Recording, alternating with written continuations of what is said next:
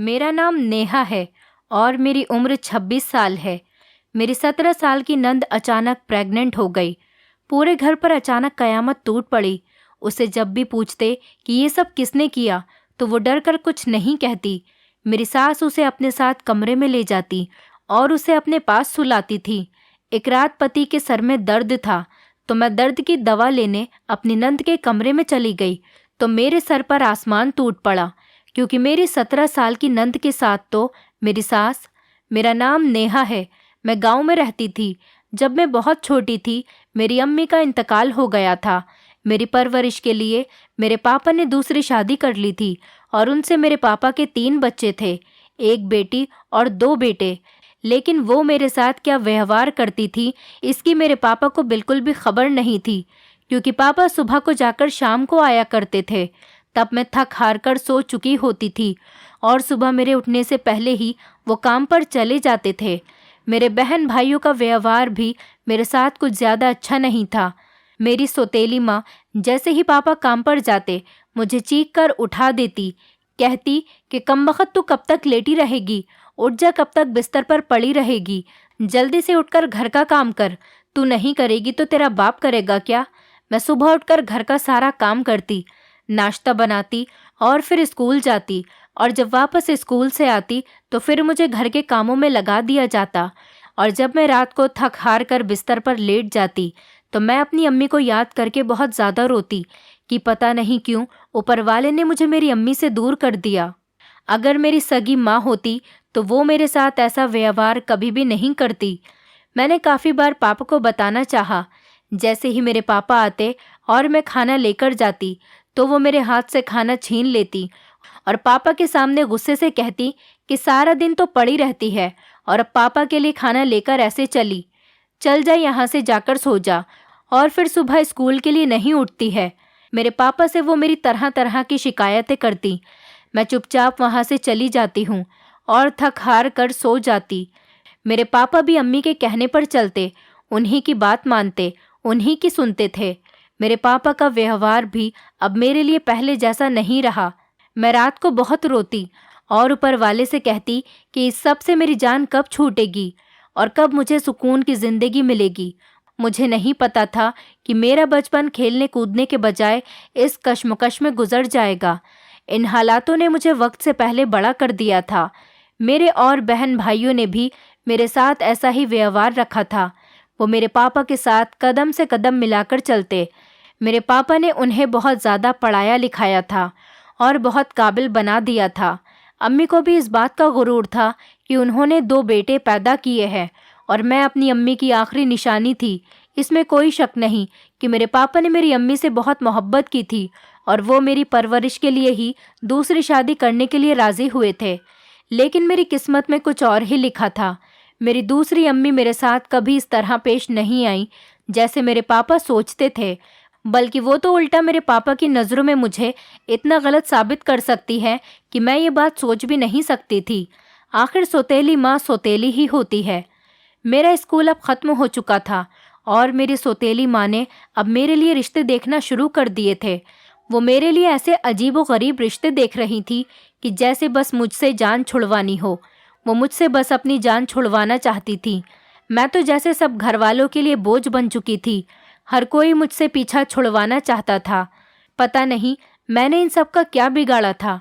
मुझे तो खबर भी नहीं थी कि ये सब मेरे साथ क्यों हो रहा है। क्या इस सब की वजह यह है कि मैं एक लड़की हूँ, या ये कि मैं इन सब के लिए सौतेली हूँ। मेरे भाई मेरा मजाक बनाते और अपनी पढ़ाई लिखाई पर गुरूर करते, और मेरी अम्मी हमेशा इनका साथ देती और कभी मेरे भाइयों को पापा की नज़रों में गिरने नहीं देती और मुझे हमेशा जलील करती रहती। मेरे रिश्ते की मामी अम्मी की गैर मौजूदगी में मुझसे मिलने के लिए आती और कहती कि बेटी सब्र कर, ऊपर वाले ने तेरे लिए कुछ बेहतर ज़रूर सोच कर रखा होगा। वो मेरे ऊपर हुए तमाम जुल्मों सितम से वाकिफ़ थी और एक वही थी जो अपनों में सबसे ज़्यादा अपनी थी। लेकिन वो अम्मी के सामने मेरे साथ बुरा व्यवहार करती थी, क्योंकि वो जानती थी कि अगर मैं इसके साथ अच्छा व्यवहार करूँगी तो इसके पापा के सामने ये मुझे भी बुरा बनवाकर मेरा आना जाना भी इस घर में बंद करवा देगी। वो छिपकर मुझसे मिलती है और मुझे बहुत ज़्यादा प्यार करती है। मेरे लिए कपड़े लेकर आती हैं, खाने पीने की बहुत सारी चीज़ लाती है। एक दिन तो गज़ब ही हो गया जब मैंने अपने पापा से कॉलेज जाने को कहा कि ये मेरा पहला और आखिरी सपना था। लेकिन मेरे बहन भाइयों ने और अम्मी ने मिलकर ऐसा जाल बिछाया कि मेरे पैरों तले से ज़मीन निकल गई। पापा जैसे तैसे मेरे एडमिशन के लिए राज़ी हो गए। आज मेरा कॉलेज का पहला दिन था और मैं हंसी खुशी घर वापस आ रही थी। मेरा आईडी कार्ड, जो कि गलती से रास्ते में गिर गया था और वो मेरे ही कॉलेज के किसी लड़के को मिल गया। मैं रास्ते में थी और कुछ ही दूरी पर थी तो वो मुझे आवाज़ लगाता हुआ आया कि सुने, मेरी बात तो सुने। मेरा दिल घबराने लगा। मैं आवाज़ सुनकर रुक गई। मैंने जब पीछे मुड़कर देखा तो वो मेरा आईडी कार्ड हाथ में लिए खड़ा था। वो बोला कि आपका आईडी कार्ड रास्ते में गिर गया था। मैंने सोचा कि आपको देता हुआ निकल जाता हूँ। बस वो मुझे मेरा आईडी कार्ड देकर चला गया। मैं जब घर लौट कर आई तो मेरी आंखें फटी की फटी रह गईं।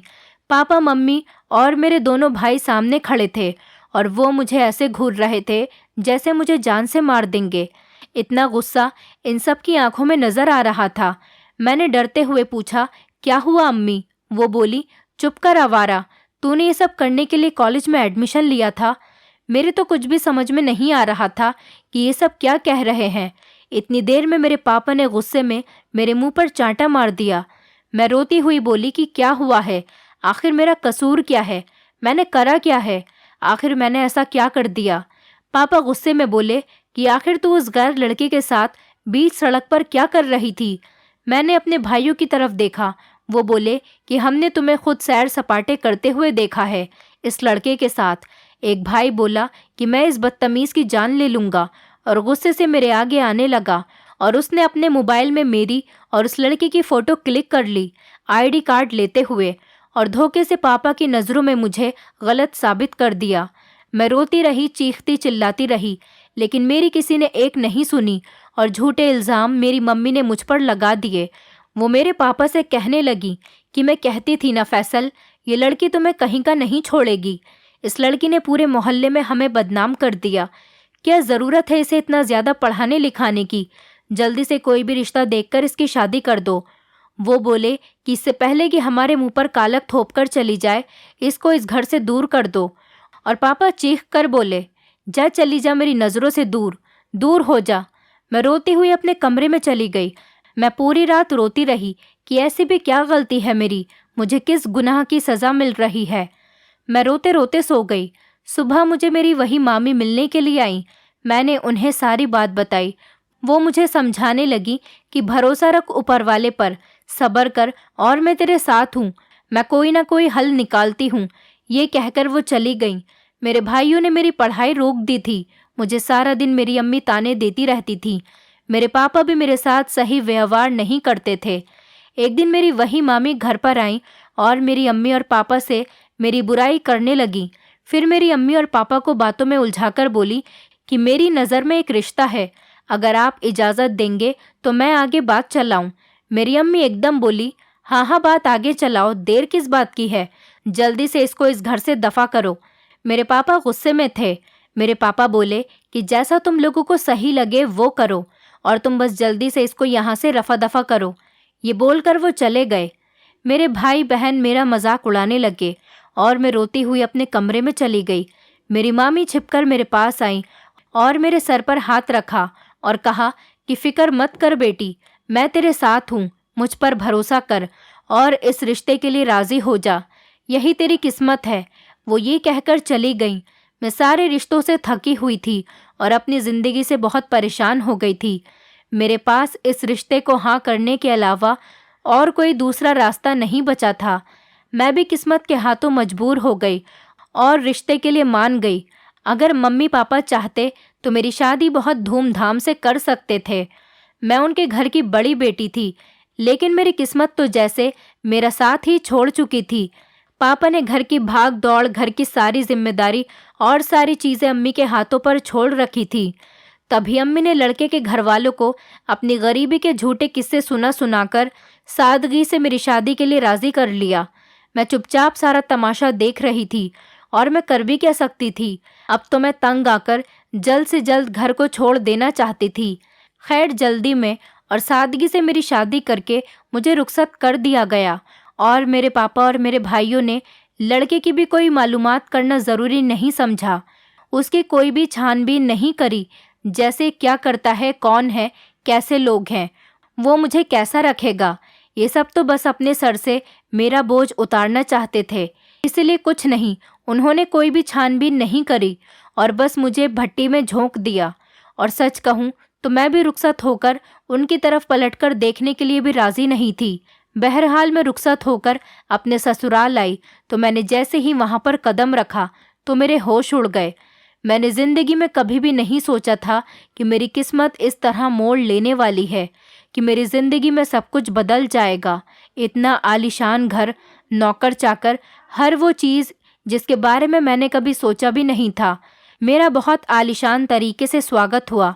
मेरे ससुराल में मेरे सास ससुर, मेरी एक छोटी नंद और 3 देवर थे। मैं इस घर में सबसे बड़ी बहू बनकर आई थी। मेरे ससुराल में सभी का व्यवहार बहुत ही ज़्यादा अच्छा था और ख़ास करके मेरे पति का। मेरे पति मेरा बहुत ज़्यादा ख्याल रखते थे। शादी की पहली रात उन्होंने मुझे बहुत समझाया कि तुम्हें परेशान होने की कोई ज़रूरत नहीं, मैं अब तुम्हारे साथ हूँ, तुम इस घर में आराम से रहो। ये तुम्हारी जिम्मेदारी है कि तुम इस घर का मान कभी मत तोड़ना। इस घर के लोग बड़ी चाहत से तुम्हें इस घर में लेकर आए हैं। मैं बहुत ज़्यादा खुश थी और मैं ये सोच रही थी कि ऊपर वाले ने मुझे वो सारी खुशियाँ दे दी जिसका मैं बचपन से इंतज़ार कर रही थी। अब मैं अपने घर वालों की शक्ल तक नहीं देखना चाहती थी। मेरा वलीमा खूब धूमधाम से, बहुत आलीशान तरीके से किया गया। मेरे घर वालों को भी दावत दी गई। मेरे पति ने मुझे समझाया कि कोई बात नहीं, वो लोग जैसे भी हैं तुम्हारे घर वाले हैं, उन्होंने जो भी किया वो उनकी गलती है और ऊपर वाले ने तुम्हें तुम्हारे सब्र का फल दे दिया। असल में मेरे पति मेरी मामी के सगे भांजे थे। मेरे साथ हुए सब जुल्म सितम के बारे में वो बहुत अच्छे से जानते थे। वो मेरे किसी भी राज से अनजान नहीं थे, वो सब कुछ जानते थे। जब मेरे घर वाले वलीमे पर आए तो उनकी आंखें फटी की फटी रह गईं। ये सब कैसे हुआ? हमने तो इसे लवारिस समझकर विदा कर दिया था और यहाँ तो जैसे इसकी किस्मत ही जाग गई हो। यहाँ तो सब मेरे आगे पीछे घूम रहे थे। मेरे देवर और नंद की भी भाभी भाभी करते जुबान नहीं थक रही थी और मेरे सास ससुर मुझे अपने ख़ानदान वालों से मिलवा रहे थे। यहाँ पर सभी बहुत ही ज़्यादा अमीर थे। मेरे घर वाले कोने में खड़े ये सब कुछ देख रहे थे। मेरी अम्मी को तो ये सब देखकर जैसे आग लग रही थी। उनका बस नहीं चल रहा था, वो मेरी किस्मत का दिया मुझसे यहाँ पर भी छीन लेती। वो मेरे ससुराल वालों के कान भरने की कोशिश में यहाँ पर भी लगी रही थी, लेकिन किसी ने उन पर ध्यान नहीं दिया क्योंकि सब ऊपर वाले की रहमत से मुझे दिल से चाहते थे। दिन हंसी खुशी गुजर रहे थे। मैं सबसे ज़्यादा अपनी छोटी नंद, जिसकी उम्र 17 साल थी, निखत, उससे बहुत ज़्यादा अटैच हो गई थी। वो मुझे अपनी बड़ी बहन जैसा समझने लगी थी और मैं भी उसे अपनी छोटी बहनों की तरह समझती थी। वो मुझसे अपनी हर बात शेयर किया करती थी। भाभी भाभी कहती थी, मेरे आगे पीछे ही टहलती रहती थी। वो घर में सबकी बहुत ज़्यादा लाडली थी। पता नहीं क्यों मुझे उसमें अपना बचपन नज़र आता था। उसकी आंखों में मुझे उदासी नज़र आती थी। ऐसा लगता था उसकी हंसी के पीछे कोई गहरा जख्म छुपा हो और फिर मैं उसे अपना वहम समझकर नज़रअंदाज कर देती थी। यूं ही दिन गुजरते रहे। एक दिन भी मुझे अपनी सास के साथ ऐसा नहीं लगा कि जैसे वो मेरी माँ नहीं मेरी सास हों। वो भी मेरे साथ सगी माँ से भी ज़्यादा बहुत अच्छे तरीके से पेश आती। मुझे घर का कोई भी काम करने नहीं देती थी। नौकर चाकर काम में साथ साथ लगे रहते। मेरी नंद मेरे पास आकर बैठ जाती और मुझे कुछ कहने वाली ही होती, जैसे मुझे कुछ बताना चाहती हो, लेकिन फिर वो एकदम से डर जाती और मेरी सास फौरन वहाँ पर आ जाती और उसे गले से लगा लेती और कहती कि तुम तो बहुत कमज़ोर हो रही हो, चलो आराम करो, मैं तुम्हें गर्म करके दूध देती हूँ। और उससे प्यार करती हुई अपने साथ ले जाती और उसे अपने पास सुलाती। मुझे उसे देखकर आंसू आ जाते और ये देखकर मैं सोचती कि काश मेरी सगी माँ बचपन में मुझे यूँ छोड़कर नहीं जाती तो वो भी मुझसे ऐसे ही प्यार करती। मेरी लाडली नंद कितनी चहीती और कितनी खुशनसीब है, सबकी लाड दुलारी है। मुझे नहीं पता था कि किस्मत मेरे साथ क्या खेल खेल रही है। वक्त मुझ पर फिर से दोहराने वाला था। एक दिन रात को मुझे सोते हुए कुछ अजीब सी घुटी घुटी आवाज़ आने लगी। मैं भागती हुई अपनी सास के कमरे की तरफ गई। मुझे लगा कि मेरी सास की तबीयत खराब हो रही है, लेकिन जैसे ही मैं अपनी सास के कमरे में गई तो मेरी सास निखत का सर दबा रही थी। मैंने पूछा, क्या हुआ अम्मी? तो बोली, कुछ नहीं, इसके सर में दर्द है, मैं इसके सर की मालिश कर रही हूँ, तुम इसके लिए ज़रा चाय बनवा दो। मेरे ससुर काम के सिलसिले में ज़्यादातर बाहर ही रहते थे और अम्मी अपने पास निखत को सुला लेती थी। वो निखत से बहुत ज़्यादा प्यार करती थी, लेकिन मुझे ऐसा लगने लगा था कि निखत बहुत ज़्यादा परेशान सी रहती है। उसकी आंखों में अजीब सी कशमकश दिखाई देने लगी थी। मैंने उससे कई बार पूछने की कोशिश की तो वो डरी डरी सहम सी जाती थी। मैंने अपनी सास से बात की कि आप तो निखत के बहुत ज़्यादा करीब हैं, मुझे ऐसा लगता है जैसे निखत हम सब से कुछ छुपा रही हो। मेरी सास बोली कि हाँ, कुछ दिन से वो अजीब व्यवहार करने लगी है, उसकी तबीयत भी ठीक नहीं रहती। न जाने हमारी हंसती खेलती निखत को किसकी नज़र लग गई है। वो रोने लग गई। मैंने उन्हें तसल्ली दी, अम्मी आप परेशान न हो, हम सब निखत के साथ हैं। मुझे फिर से अपनी अम्मी की याद आ गई, निखत के लिए इतना प्यार देखकर। मेरी नंद परेशान सी, डरी सी, खोई खोई सी, सहमी सहमी सी रहती थी और ऐसा लगता जैसे वो मुझे कुछ बताना चाहती है, लेकिन डर की वजह से वो बोल नहीं पा रही। एक दिन वो भागती हुई मेरे पास आई और कहने लगी, भाभी भाभी। वो किसी खौफ में थी। मैंने उसका हाथ पकड़ा और वो चकरा कर एकदम वहीं पर गिर गई और बेहोश हो गई। मैंने ज़ोर से सबको आवाज़ लगाई। सब जमा हो गए। सब उसको अस्पताल लेकर पहुँचे। उसके सारे टेस्ट हुए और हम निखत को लेकर घर पर आ गए। 2 दिन बाद जब उसकी रिपोर्ट्स आईं तो सब बहुत ज़्यादा परेशान थे और सब घर पर ही थे। हम सब घर वालों पर तो जैसे कयामत टूट पड़ी जब पता चला कि मेरी 17 साल की नंद प्रेग्नेंट है। उसके चारों भाइयों की आंखों में जैसे खून उतर आया था। सबने निखत से हजारों सवाल कर डाले कि ये कब हुआ, कैसे हुआ, तुम कैसे इस खानदान की इज्जत को मिट्टी में मिला सकती हो। निखत डर गई और खौफ में थी। वो नजरें चुरा रही थी। मेरी तो कुछ भी समझ में नहीं आ रहा था कि मैं निखत का साथ दूं या फिर घर वालों का, क्योंकि इतनी कम उम्र में ऐसा होना ये तो हैरत की बात थी। या तो कोई निखत का गुनाहगार है जो निखत की इज्जत के साथ खेल गया। मैं भी बहुत ज़्यादा सदमे में थी, लेकिन जब भी मैं अपनी नंद को देखती तो मुझे उसकी आंखों में अपना बचपन नजर आता। मेरा ज़मीर भी कश्मकश में घिरा हुआ था। सब लोग निखत के खिलाफ थे, लेकिन मेरी सास ने निखत का साथ नहीं छोड़ा। वो पूरा दिन इसको अपने कमरे में रखती। मैं जब भी उससे मिलने जाती वो इसकी खिदमत में लगी हुई होती। कमरे में से रोने की आवाज़ें आती। मैं जब निखत से मिलने जाती तो वो डरी डरी सहमी सहमी बेड पर बैठी रहती। मैं उससे पूछती और कहती कि घबराओ मत निखत, मैं तुम्हारे साथ हूँ। बताओ ये किस कमबख्त ने किया, तुम्हारे साथ। उसे उसके गुनाह की सज़ा ज़रूर मिलेगी। वो मेरी बातों से थोड़ा सुकून में आई, लेकिन उसने मुझे ऐसा इशारा किया कि मेरे तो पैरों तले से ज़मीन निकल गई।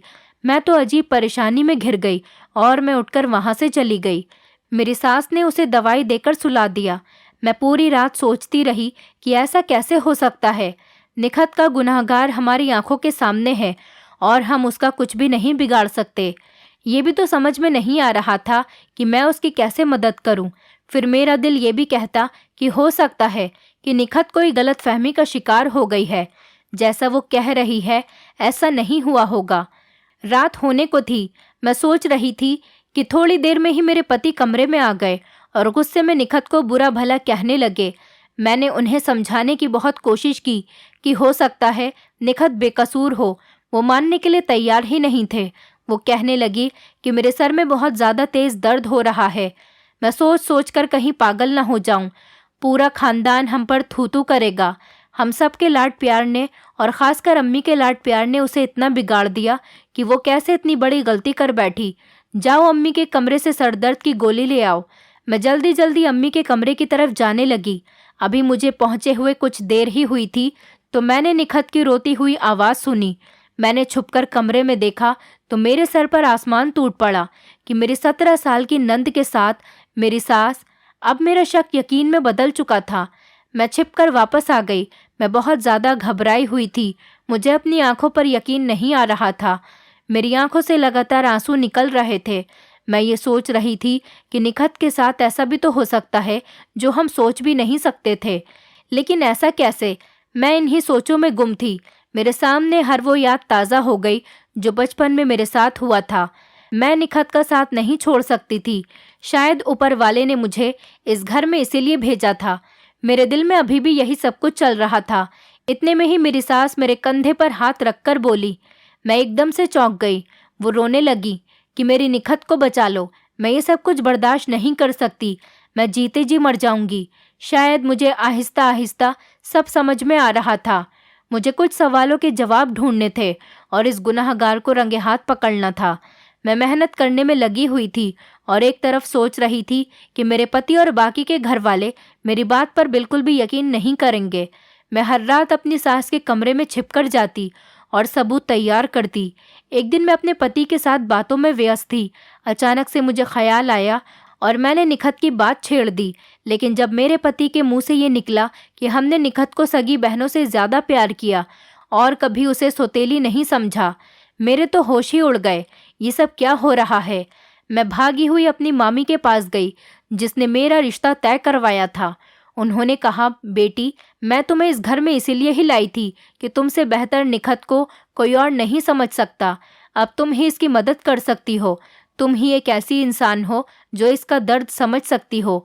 मैं इनसे बात करके घर वापस आ गई और रात को छुपकर सास के कमरे में एक कैमरा लगा दिया जिसमें हर रात होने वाले निखत के साथ मूवमेंट रिकॉर्ड होने लगे और मैं सही वक्त का इंतज़ार करने लगी जब मैं इस गुनाहगार का राज सबके सामने लेकर आऊंगी। और वो वक्त आ गया और आज मेरे ससुर भी घर में थे। मेरी सास रो रो कर उन्हें निखत के प्रेग्नेंट होने की बात बताने लगी। मेरे पति और तीनों देवर भी घर में वहीं पर मौजूद थे। मैंने कहा, प्लीज़ आप लोग मेरी एक बार बात तो सुने, उसके बाद आप निखत को जो चाहें सज़ा दें। मैंने सबको सारी सच्चाई बता दी, लेकिन मेरे पति मुझ पर हाथ उठाने लगे। बोले, खबरदार, अगर तुमने मेरी माँ को एक लफ्ज़ और भी कहा तो वो मुझे थप्पड़ मारने ही वाले थे। तभी निखत चीख पड़ी और मेरे पति का हाथ पकड़कर बोली, बस भाई, अब और नहीं, मेरा सब्र अब टूट चुका है। मैं आपको सच बताना चाहती हूँ। इतनी ही देर में वहाँ पर पुलिस आ गई और मेरी सास को गिरफ्तार करने लगी। सब हैरानगी से मेरी तरफ देखने लगे। मैंने कहा, आखिर सगा सगा ही होता है और सौतेला सौतेला। मेरे पति बोले, आखिर क्या मतलब है तुम्हारा? मैं बोली, जो मेरे साथ बचपन में हुआ वो सब कुछ निखत के साथ दोहराया जा रहा था। मुझे 3-4 बार शक हुआ था जब मैंने निखत को अम्मी के कमरे में रोता हुआ और चीखता हुआ देखा था। अम्मी निखत के बाल नोच नोच कर रात को उसे मारती थी और इसको डरा धमका कर रखती थी, क्योंकि पापा से इनके 4 बेटे हैं और निखत अम्मी की सौतेली बेटी है और पापा की जायदाद का ज़्यादातर हिस्सा निखत के नाम पर था।